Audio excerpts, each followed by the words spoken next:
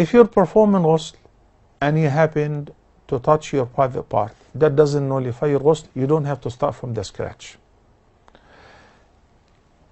Wudu is already included in the ghusl as a sunnah.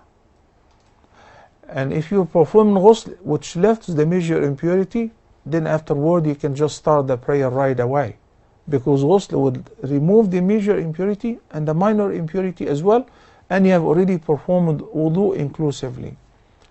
If you happened to touch your private after performing ghusl, it will nullify your wudu, not your ghusl.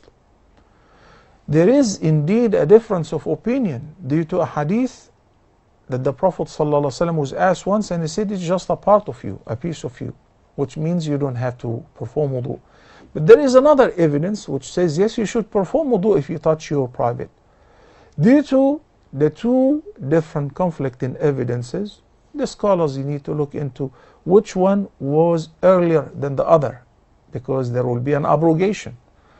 In order for you to come out of the dispute and to be in the safe side, because it will be relating to offering the prayers and so on, just make another wudu. Okay?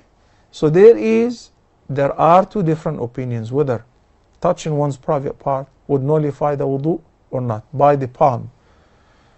Accordingly, when you're performing ghusl and anyway you're under the water, why don't you make another wudu to come out of this dispute? Barakallahu feekum.